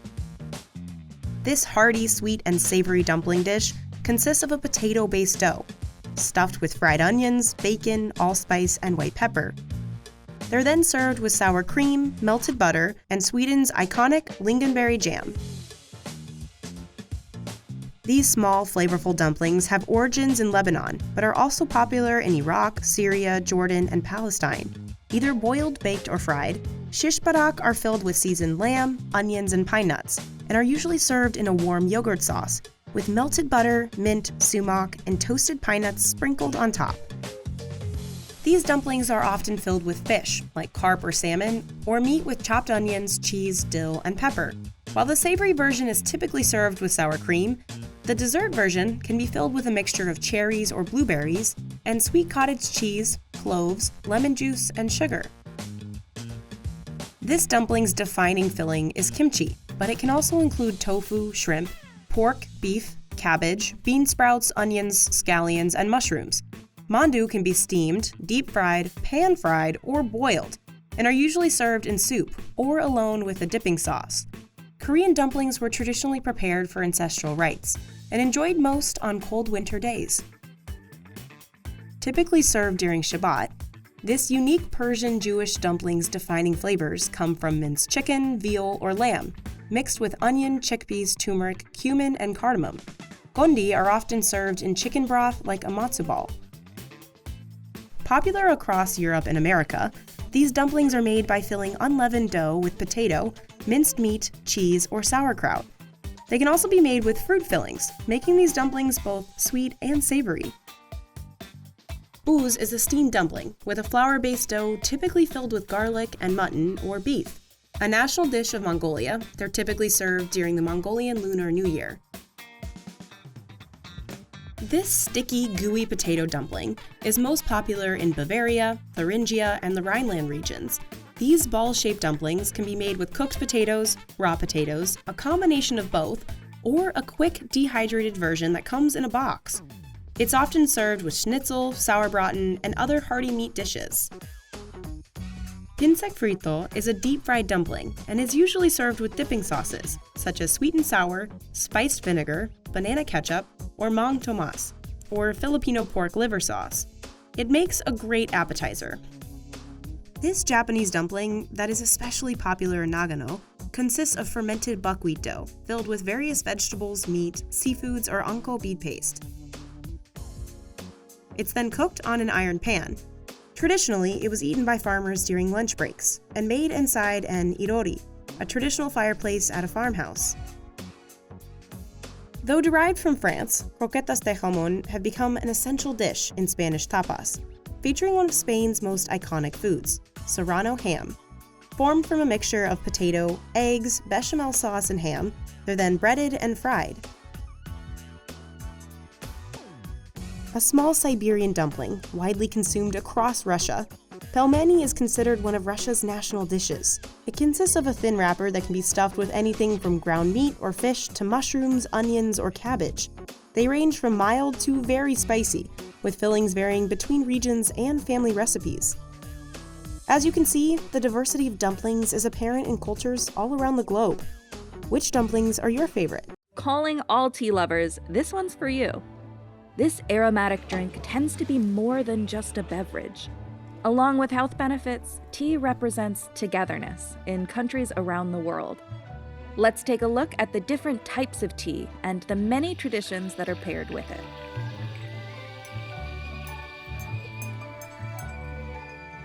From the birthplace of all tea comes pu'er. Grown for thousands of years in the Yunnan province in southwest China, where tea trees are worshipped, this tea is legendary.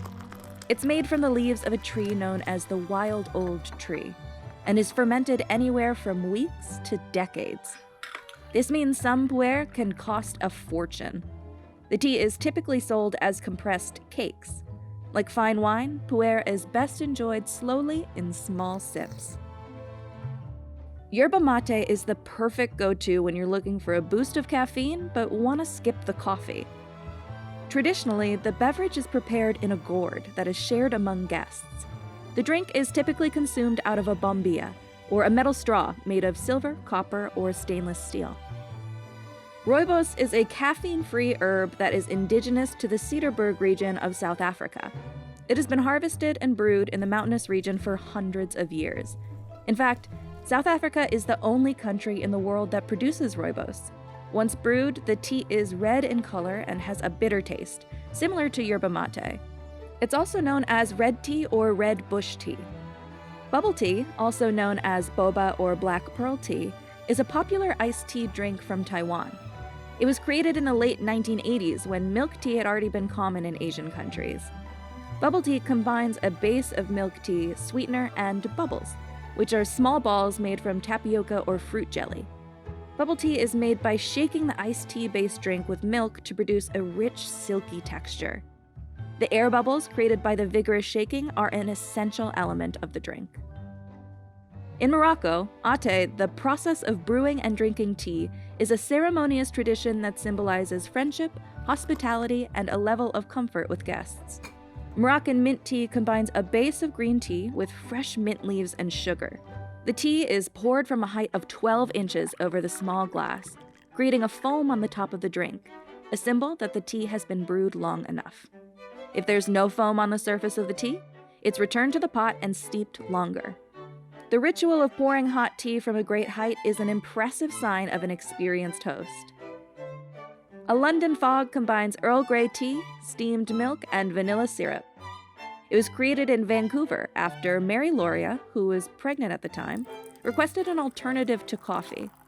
The drink, also known as a Vancouver fog, now has many different varieties but remains popular, especially on cold, rainy days. This berry tea is called omija cha. It's made from dried magnolia berries. Omija means 5-flavor berry, so you can expect this tea to be salty, sweet, sour, bitter, and pungent. The tea has been primarily used for medicinal purposes, such as lowering blood pressure and detoxification. Because of its vibrant color, Omija cha makes a great base for fruit punch. It's typically sweetened with honey or sugar. After the collapse of the Ottoman Empire, imported coffee grew in price, and what is now known as Turkey made a cultural shift to drinking more tea. Turkish tea is served in glasses that are distinct to Turkish chai, meant to show off the tea's rich mahogany color, so drinkers can admire this and also manage the preference for the tea's strength. Chai in Hindi means tea. Masala chai is a spice tea originating from India and combines black tea with aromatic spices like cardamom, cinnamon, ground cloves, ground ginger, black peppercorn, milk, and sugar. Traditionally, the milk used to make masala chai comes from water buffaloes. The drink has become widely popular and is best enjoyed with snacks.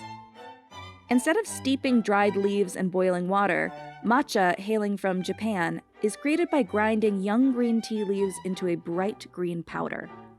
Though matcha is known for its strong levels of caffeine, the ritual of preparing the beverage is respected as a calming, choreographic technique. The Japanese tea ceremony is called cha no yu. First, the matcha powder is measured with a small wooden ladle called a chashaku. It is brewed in a tea bowl called a chawan, and water is slowly combined with the powder by using a chasen, a handmade bamboo whisk. The ceremony is about directing attention to the aesthetics of the process and motions created with your hands. The host of the ceremony has the guest's interests in mind with every movement. Matcha is enjoyed with Japanese sweet treats to offset the bitter taste from the drink.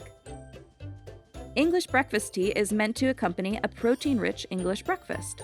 It's made from strong black tea, typically from China, India, Kenya, or Sri Lanka. The flavor is stronger than a tea one might drink in the late afternoon, as it has high levels of caffeine. English breakfast tea is prepared by steeping your tea bag for 3 to 5 minutes and is finished with a splash of milk and a scoop of sugar. Kerkadi, or hibiscus tea, is a popular drink in Egypt made from the dried, dark red petals from the hibiscus flower. It's said that cold Kerkadi tea was served to the pharaohs in ancient Egypt to help cool them down in the hot desert heat. Kerkadi also plays an important role in North African culture and is often served during religious and healing ceremonies. Hong Kong's silk stocking tea gets its name from the method in which the tea leaves are brewed, in a large tea sock that resembles stockings. This drink stems from British colonial rule over Hong Kong, with the British tradition of afternoon tea, but instead of milk and sugar, silk stocking tea combines black tea with evaporated or condensed milk for sweetness. Cha yen is a sweet drink that's bright in color and starts with a strong base of black tea. It's a staple of Thai street food culture. Similar to the style of Hong Kong silk stocking tea, the tea leaves are brewed using a stocking filter in a large pot of water. Once the tea is dark in color and cooled, it's served over crushed ice with sweetened condensed milk. The sweet flavor of cha yen is commonly used to balance the spicy flavors of Thai cuisine. This drink is named after the legendary American golfer Arnold Palmer. He suggested that his wife add lemonade to a pitcher of iced tea. Palmer was overheard ordering the eponymous beverage at a restaurant in Palm Springs, California, and a nearby patron was intrigued and requested an order of the Arnold Palmer drink as well, by his specifications. Arizona Beverages bought the rights to the drink, and today the Arnold Palmer, also known as the Half and Half, is an iconic beverage, served around the United States and is easily identified by the contrast between the dark brewed iced tea and cooling lemonade on top. Iran's tea is defined by its deep reddish-brown color and is significant to the culture. It's served with breakfast, lunch, and dinner in Iranian households, where samovars are kept on the stove all day. Milk is typically not added to the drink. Pocha, also known as butter tea, is an essential drink and a symbol of strength. The drink is rich with dairy and combines black tea, butter made from yak's milk, and salt as the primary flavors. Which tea is your favorite, and where is it from? Let us know in the comments below. Cows produce the majority of the world's milk. But beyond cows, there are animals from all around the world that contribute to the production of milk based on environmental differences. For example, water buffalo produce milk in wet tropical regions, and camels produce milk in dry regions. With a variety of dairy animals comes a variety of uses for each milk. Let's take a look at how milk is utilized around the world.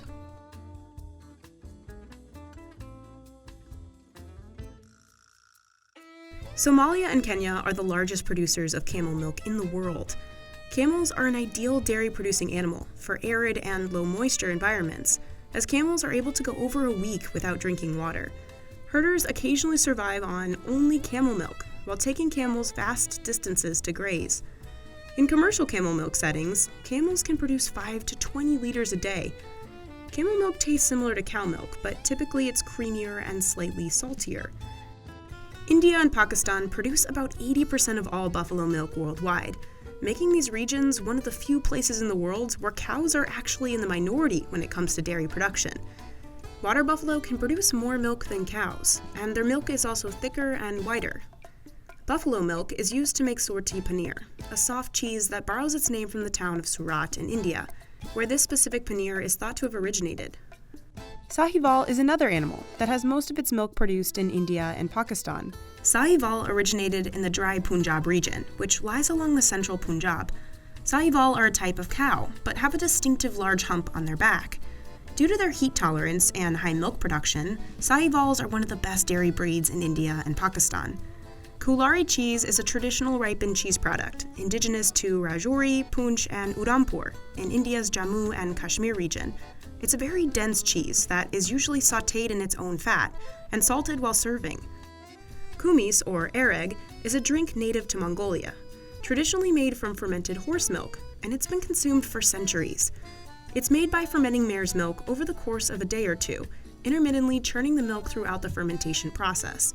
The final product has a slightly sour taste, and it's a little bit alcoholic, but only around 2%. Yaks are domestic to the Himalayan region, providing many amenities such as wool, meat, and of course, milk. Yak milk has a higher fat and protein content than that of cows.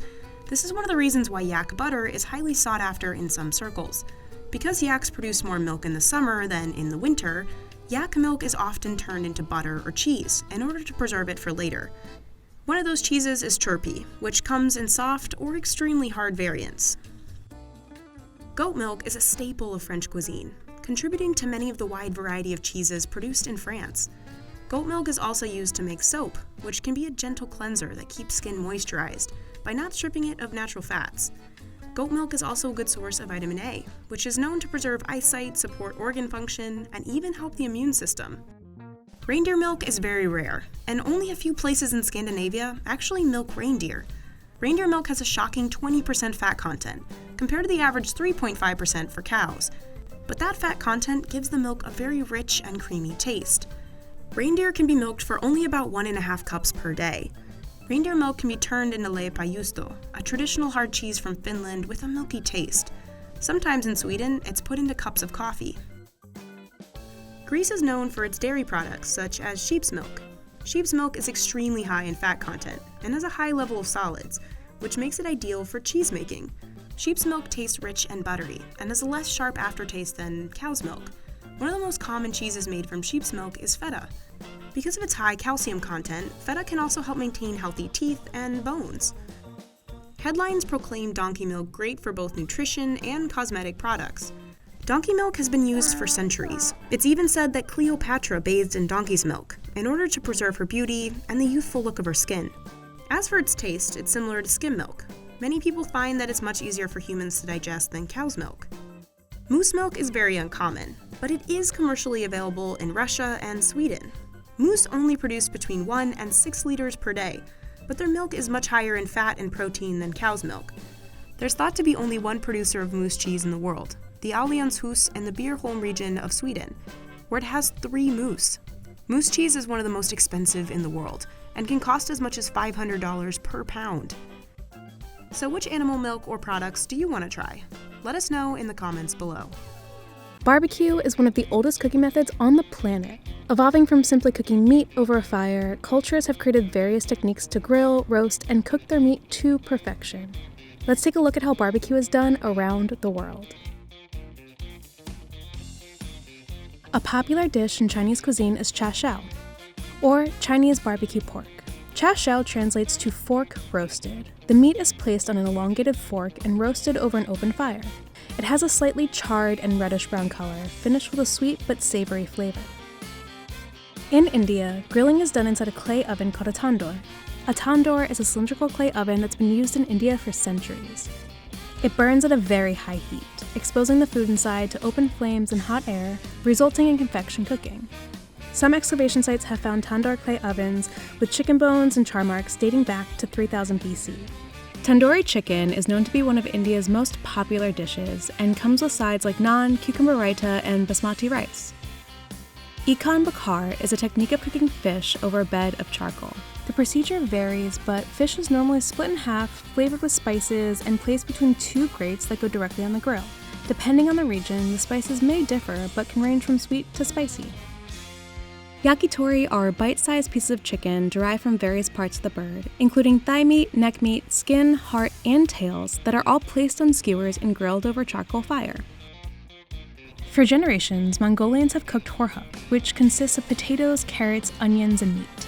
Horhog is made by placing meat with hot stones in an enclosed container and cooking it on an open fire. The meat can be either goat or mutton, but since mutton is considered a daily staple and goat is more of a delicacy, it's typically goat that's cooked, since horhog is traditionally reserved for festivals or family events with many guests. Depending on the number of people, sometimes even a whole sheep is used. Gui refers to grilled meat dishes found in Korean cuisine. Grilling is a key cooking component and method in Korea. Traditionally, most tables in a Korean barbecue have a gas or charcoal grill in the middle. Some ingredients come to the table raw, sliced, and prepared to grill. The meat can already be marinated like the famous bulgogi and galbi beef, or it can be plain and unseasoned. Customers then cook the food according to personal preferences. When cooking, use kitchen scissors to cut the meat into smaller pieces and don't flip the meat more than once. Pyard is a flat stone laid on top of a heat source. Pyard meat needs to be sliced very thin because the only part of the meat that will cook is what is in contact with the hot stone. Potatoes and vegetables can also be placed on a pyard, along with a variety of dips. Aioli is a popular condiment that's served with pyard. Some German cooks use a grill called a Schwenkter, which hangs from a tripod. Typically, the Schwenktermeister keeps it moving by swinging and rotating it from its chains, making it easier to cook large pieces of meat. It results in a smoky, juicy meat. Souvlaki is a popular Greek dish consisting of pieces of meat and vegetables on a skewer. Souvlaki was a popular food among the ancient Greeks. It was even eaten by characters in Homer's writings. Souvlaki can be served on a skewer, in a pita sandwich, or on a dinner plate with fried potatoes. Lechon originated in Spain, but is popular in the Philippines, the Dominican Republic, Puerto Rico, and Cuba. It's considered to be the national dish of the Philippines and Puerto Rico. Lechon is the Spanish word for suckling pig. The meat is very tender and is usually roasted until the skin turns crispy. Jerk is common across the Caribbean, but Jamaica is the heart of jerk culture, and it's considered to be the country's national dish. The smokiness and spiciness of jerk come from Scotch bonnet chilies, island thyme, and allspice. All of those seasonings cover the meat that's been butterflied in order to expose more of the surface to heat. Mexican barbacoa is traditionally made with goat, sheep, or lamb, but beef and pork can be used as well. The meat is buried in a pit, covered in agave leaves, and slow cooked until it's soft enough to fall off the bone. It can be served in a broth and eaten as a soup, or with tortillas, which make for some of the most tender tacos. There are numerous styles of barbecue in the US, and everyone has an opinion on which is best. Ribs, brisket, and pulled pork are some of the favorites. Popular side dishes include salads, baked beans, cornbread, and fruit. The big holidays for barbecuing in the United States are Memorial Day weekend, the start of the summer season, and the 4th of July Independence Day celebration.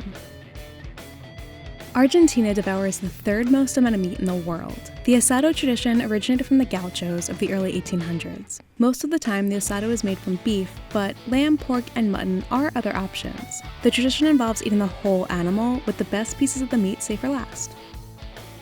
Churrasco also started in the 1800s when gauchos would get together and grill large portions of meat on skewers. Brazilians often serve churrasco with chimichurri, a simple garlicky green sauce that balances the smokiness of the meat. Churrasco can be made at home and at festivals, but can also be ordered at Brazilian steakhouses. At the steakhouses, waiters walk around with skewers to show off the variety of meats to diners. As customers choose their meat, it's sliced off the skewers. Typically, this barbecue experience is all you can eat, so diners should bring their appetite. Pachamanca involves digging out an earth oven and lining the inside of the pit with hot stones to cook the food. Potatoes, corn, and marinated meats are enclosed in leaves and placed into the oven for a few hours. Pachamanca is normally served with guests sitting on the ground and typically takes place on special occasions and during the harvest time every February and March. Many foods at Australian barbies can be linked to the country's proximity to Asia. Lamb chops, beefsteak, sausages, prawns, and lobster are all popular meats you can find at a barbie. Barbies are recognized as a common method of fundraising for schools and local communities. The earth oven is used in traditional South Pacific cooking, especially on the islands of Fiji, New Zealand, Samoa, and Tahiti. While the cooking method and names differ between islands, cultures throughout the South Pacific commonly use this below-ground barbecue style. It's used in traditional feasts and family dinners alike, and the food is usually cooked in baskets woven from banana leaves. Meals might include breadfruit, yams, fish, pork, and shellfish. The meat is generally marinated, finished with a savory glaze, and topped with tropical fruit. Braais are important in South African culture. It's like a potluck where family and friends bring their own meats or side dishes. Favorite meats found at a braai are steak, sausages, societies, pork, chicken, and lamb chops. Fish and crayfish are more popular in the coastal regions. Braais are so beloved in South Africa that September 24th is considered National Braai Day in the country. The ancient Persian tradition of barbecuing meat kebabs continues today in Iran. Kebab kubideh is made from ground lamb or beef, or a combination of the two, and is blended with spices and grated onions. In English, kubideh means slamming, referring to the method in which meat is prepared. The kebab kubideh can be found in both restaurants and among street vendors. Shish kebabs are thought to have emerged when soldiers in Turkey skewered and grilled pieces of animals on their swords. Traditionally, it's made with lamb, but there are versions with various kinds of beef, poultry, or fish, and they don't typically contain vegetables. So which type of barbecue do you want to try? Are there any we missed? Let us know in the comments below. Thanks for watching this season's dishes from around the world, and we'll see you around for season 4.